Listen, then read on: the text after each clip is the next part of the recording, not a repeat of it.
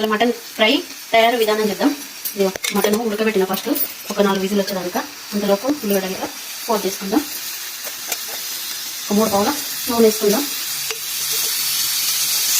Oil కాగింది కదా, సాజీలు వేసుకుందాం. 2 ఇలాచీలు వేసుకుందాం, 2-3. ఒక దాల్చిన చెక్క, 2 ఇలాచీలు,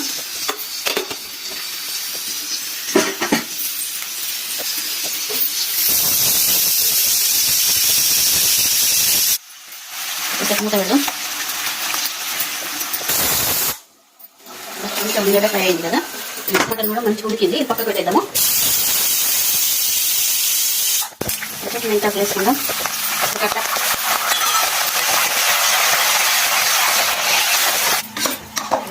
మటన్ మంచిగా ఉడికిపోయింది. చూడండి, దీన్ని ఫ్రై చేద్దాం.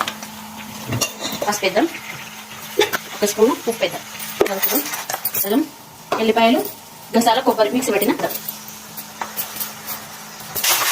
ఒకసారి కలుపుదాం. మంచిగా ఫ్రై కావాలి. ఫ్రై అయినాక మటన్ వేసుకుందాం. పచ్చివాసన వేయడానికి దీన్ని మంచిగా నూనె ఫ్రై చేయాలి. ఇప్పుడు ఒకసారి చేసుకుని మటన్ ఫ్రై ఎంత బాగుంటుందో. ఒక 5 నిమిషాలు దీన్ని మంచిగా ఫ్రై అయింది. చూడండి, అల్లం పేస్ట్, ఉల్లిగడ్డ, కొబ్బరి మంచిగా ఆయిల్. ఇప్పుడు ఉడకబెట్టిన మటన్ వేసుకుందాం.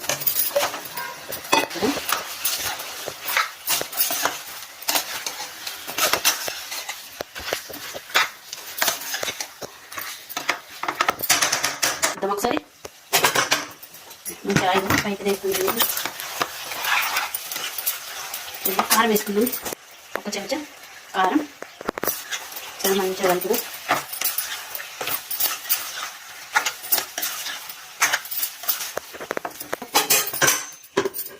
సరే చూద్దాం.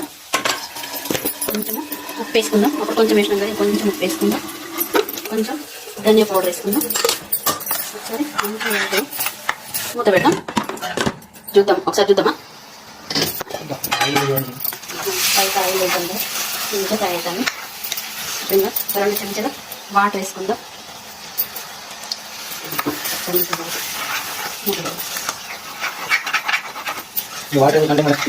మాడిపోకుండా అడగంటుకోకుండా ఒక 2 స్పూన్లు వేసి మంచిగా ఫ్రై అవుతుంది.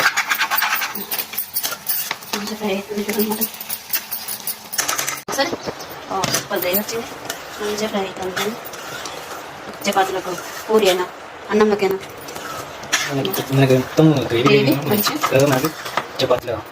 చపాతీకైనా బాగుంటుంది, పూరికైనా బాగుంటుంది, అన్నంలోకైనా. ఒకసారి వేసి చూడండి ఎంత బాగుంటుంది. చిక్కగా గ్రేవీ మంచి టేస్ట్ ఉంటుంది.